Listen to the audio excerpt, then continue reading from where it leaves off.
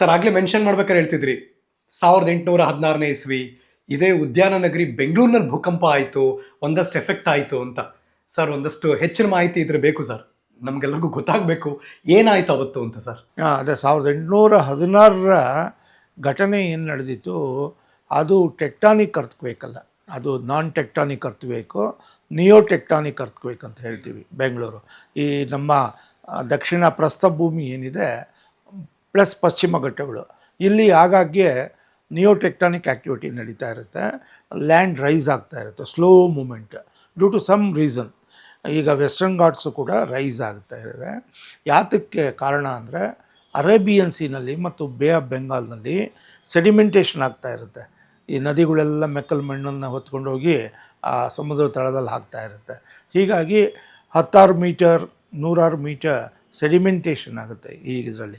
ಅದರ ತೂಕದಿಂದ ಆ ಭಾಗ ಕೆಳಗಡೆ ಹೋಗುತ್ತೆ, ಈ ಮಧ್ಯದ ಭಾಗ ನೆಲದ ಭಾಗ ಮೇಲೆ ಇರುತ್ತೆ. ಇದಕ್ಕೆ ಐಸೋಸ್ಟ್ಯಾಟಿಕ್ ಮೂಮೆಂಟ್ ಅಂತ ಹೇಳ್ತೀವಿ, ಅಥವಾ ನಿಯೋ ಟೆಕ್ಟಾನಿಕ್ ಮೂಮೆಂಟ್ ಅಂತ. ಸೊ ಈ ರೀತಿಯ ನಿಯೋ ಟೆಕ್ಟಾನಿಕ್ ಮೂಮೆಂಟ್ ಆಗ್ತಾ ಇರೋದ್ರಿಂದ ಮಹಾರಾಷ್ಟ್ರ ಇರ್ಬೋದು, ನಮ್ಮ ಉತ್ತರ ಕರ್ನಾಟಕ ಇರ್ಬೋದು, ದಕ್ಷಿಣ ಕರ್ನಾಟಕ ಇರ್ಬೋದು, ಅಥವಾ ತಮಿಳುನಾಡು, ಕೇರಳದ ಒಂದು ಸ್ವಲ್ಪ ಸಮಸ್ಯೆ ಬೇರೆ ಇದೆ. ಸೊ ಈ ಭಾಗಗಳಲ್ಲಿ ದಕ್ಷಿಣ ಪ್ರಸ್ಥಭೂಮಿನಲ್ಲಿ especially 4.55 common earthquakes, once in a way 6 ಆಗುತ್ತೆ. ಸೊ ಅದು ಕಾರಣ. ಈಗ ವಾಣಿವಿಲಾಸ ಸಾಗರದ ಹತ್ರ ಕೋಟೆ ಇದೆಯಲ್ಲ, ಹಳೆ ಕೋಟೆ, ಟಿಪ್ಪು ಸುಲ್ತಾನ್ ಕಾಲದ ಕೋಟೆ, ಅದರ ಒಂದು ಭಾಗ ಬಿದ್ದೋಗಿತ್ತು. ಆ ಬಸ್ ಸ್ಟಾಪ್ ಎದುರುಗಡೆ ಇರತಕ್ಕಂಥ ಕೋಟೆಯ ಒಂದು ಭಾಗ, ಅದನ್ನು ಗಮನಿಸಿದ್ರೆ ಕಾಣಿಸುತ್ತೆ. ಹಳೆಯ ಭಾಗ ಮತ್ತು ಹೊಸ ಭಾಗ, ಹೊಸದಾಗಿ ಕಟ್ಟಿರೋ ಒಂದು ಪೋರ್ಷನ್ ಇದೆ, ಅಷ್ಟು ಭಾಗ ಬಿದ್ದೋಗಿತ್ತು, ಮತ್ತೆ ಕಟ್ಟಿದ್ದಾರೆ. ಅಷ್ಟು ಶೇಕ್ ಆಗಿದೆ. ಜೊತೆಗೆ ಇನ್ನೊಂದು ಭಾಳ ಆಸಕ್ತಿಕರ ವಿಷಯ ಇದೆ, ಇದರ ಬಗ್ಗೆ ಸಾಕಷ್ಟು ಸಂಶೋಧನೆ ಆಗಿಲ್ಲ. ಅದನ್ನು ನಮ್ಮ ಬೆಂಗಳೂರಿನ ಯಾರಾದರೂ ಸಂಸ್ಥೆ ಪ್ರಸ್ತುತದಲ್ಲಿ ಅದನ್ನು ಕೈಗೆತ್ಕೊಂಡು ಅದನ್ನು ಅಧ್ಯಯನ ಮಾಡಿ ಮಾನಿಟರ್ ಮಾಡ್ತಾ ಇರಬೇಕಾಗುತ್ತೆ. ಸಿಟಿ ಮಾರ್ಕೆಟ್ ಪ್ರದೇಶದ ಮೂಲಕ ನಾರ್ತ್ ಈಸ್ಟ್ ಸೌತ್ ವೆಸ್ಟ್ ಡೈರೆಕ್ಷನ್ನಲ್ಲಿ ಒಂದು ಮೇಜರ್ ಲೀನಿಯಮೆಂಟ್ ಪಾಸ್ ಆಗುತ್ತೆ. ಅದನ್ನು ಹುಣಸೂರು ಬೆಂಗಳೂರು ಲೀನಿಯಮೆಂಟ್ ಅಂತ ಕರಿತೀವಿ ನಮ್ಮ ಟರ್ಮ್ನಲ್ಲಿ. ಅದು ಕೂಡ ದೊಡ್ಡ ಲೀನಿಯಮೆಂಟ್, ಡೀಪ್ ಲೀನಿಯಮೆಂಟ್, ತುಂಬ ಹಿಂದೆ ಆ್ಯಕ್ಟಿವ್ ಆಗಿತ್ತು. ಆ ಆ್ಯಕ್ಟಿವ್ ಆಗಿದ್ದ ಕಾಲದಲ್ಲಿ ಏನೇನು ಬದಲಾವಣೆಗಳಾದೋ ಅದು ಇವತ್ತು ಕಾಣಿಸ್ತದೆ, ಪೆಲಿಯೋ ಸೀಸ್ಮಿಕ್ ಎಫೆಕ್ಟ್ಸ್. ಆದರೆ ಈಗ ಆ್ಯಕ್ಟಿವಿಟಿ ಅಷ್ಟಿಲ್ಲ.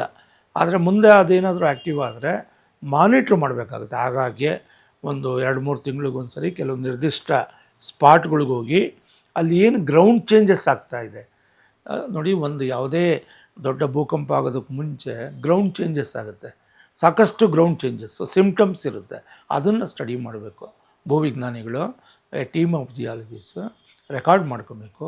ಆಗ ಹೌದು ಈ ಬದಲಾವಣೆ ಇದರಿಂದ ಆಗ್ತಾಯಿದೆ, ಇಷ್ಟು ಮಟ್ಟಕ್ಕಾಗಿದೆ, ಈ ವರ್ಷಕ್ಕೂ ಈ ವರ್ಷಕ್ಕೂ ಇಷ್ಟು ಚೇಂಜ್ ಆಗಿದೆ.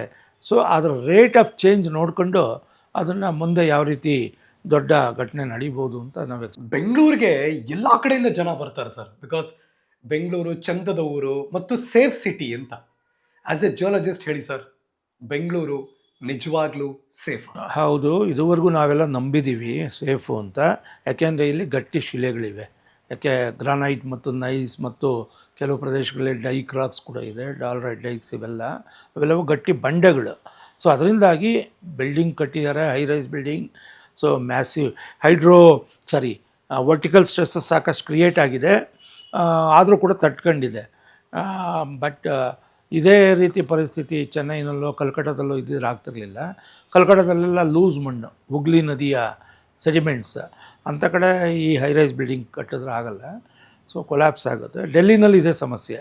ಯಮುನಾ ನದಿಯ 2 ತೀರಗಳಲ್ಲಿ ಬಿಲ್ಡಿಂಗ್ಗಳು ಬಂದಿವೆ, ಏರಿಯಾ ಡೆವಲಪ್ ಆಗಿದೆ, ಅಲ್ಲೂ ಲೂಸ್ ಮೆಟೀರಿಯಲ್ ಇದೆ. ಸೊ ಅಲ್ಲಿ 6 ಆದರೆ ಸಾಕು, 5.5 ಆದರೆ ಭಾಳ ಬಿಲ್ಡಿಂಗ್ಗಳು ಕೊಲ್ಯಾಪ್ಸ್ ಆಗ್ತವೆ. ಆ ಲೆಕ್ಕದಲ್ಲಿ ಬೆಂಗಳೂರು ರಿಲೇಟಿವ್ಲಿ ಸೇಫ್ ಅಂತ ಹೇಳ್ಬೋದು. ಬಟ್ ಅಬ್ಸಲ್ಯೂಟ್ ಸೇಫ್ಟಿ ನಾವು ಹೇಳೋಕ್ಕಾಗಲ್ಲ. ನಾಳೆ ಯಾವುದೋ ಒಂದು ಕಾರಣಕ್ಕೆ ಕಾರಣಗಳು ಹಲವಾರಿವೆ. ಈ ಭೂಕಂಪಕ್ಕೆ ಹಲವಾರು ಕಾರಣಗಳಿವೆ. ಅದನ್ನೆಲ್ಲ ನಾವು ಸ್ಟಡಿ ಮಾಡ್ತಾ ಇರ್ತೀವಿ. ಅರೇಬಿಯನ್ ಸಿ ಮತ್ತು ಇಂಡಿಯನ್ ಓಷನ್ ಕೆಲವು ಪ್ರದೇಶಗಳಲ್ಲಿ ಇವೆ. ಅಲ್ಲಿ ಕೆಲವು ಹೈಪರ್ ಆ್ಯಕ್ಟಿವಿಟಿ ಆದಾಗ ಅಲ್ಲಿ ಕ್ರಿಯೇಟ್ ಆದ ಸ್ಟ್ರೆಸ್ಸಸ್ಸಿಂದಾಗಿ, ಇಂಡಿಯನ್ ಪ್ಲೇಟ್ ಮೋಷನ್ನಿಂದಾಗಿ ನಮ್ಮ ಈ ಇಂಡಿಯನ್ ಪಾರ್ಟ್, ಪೆನಿನ್ಸುಲರ್ ಇಂಡಿಯಾ ಏನಿದೆ, ಹಿಮಾಲಯ ಮತ್ತು ಎಕ್ಸ್ಟ್ರಾ ಹಿಮಾಲಯ ಪೆನಿನ್ಸುಲಾ ಪಾರ್ಟ್ ಅದರಲ್ಲಿ ಬದಲಾವಣೆಗಳು ಬರ್ತವೆ. ಅದಕ್ಕೆ ನಾವು ಇಂಟ್ರಾ ಪ್ಲೇಟ್ ಆ್ಯಕ್ಟಿವಿಟಿ ಅಂತ ಹೇಳ್ತೀವಿ. ಪ್ಲೇಟ್ ಟೆಕ್ಟಾನಿಕ್ಸ್ ಬೇರೆ, ಇಂಟ್ರಾ ಪ್ಲೇಟ್ ಡಿಫಾರ್ಮೇಷನ್ ಅಂತ. ಸೊ ಆ ರೀತಿ ಡಿಫಾರ್ಮೇಷನ್ಗಳಾದರೆ ಮ್ಯಾಕ್ಸಿಮಮ್ ಸ್ಟ್ರೆಸ್ಸಸ್ ಡೆವಲಪ್ ಆದರೆ ಆಗೋ ಚಾನ್ಸ್ ಇದೆ ಬೆಂಗಳೂರಿಗೂ ಕೂಡ. ಬಟ್ ಈಗ ಸದ್ಯಕ್ಕೇನು ಆ ರೀತಿ ಕಂಡು ಬರ್ತಾ ಇಲ್ಲ, ಆ ರೀತಿ ಲಕ್ಷಣಗಳು ಕಂಡು ಬರ್ತಾ ಇಲ್ಲ. ಅದರಿಂದಾಗಿ ಜನಗಳು ಯಾವ ರೀತಿ ಆತಂಕಗೊಳಗಾಗೋದು ಬೇಕಿಲ್ಲ. Sir thank you so much. Doctor H S M Prakash ಒಂದಷ್ಟು ಮಾಹಿತಿ ನಮ್ಗೆ ಶೇರ್ ಮಾಡಿದ್ದಕ್ಕೆ ಥ್ಯಾಂಕ್ ಯು. ನಮಸ್ಕಾರ.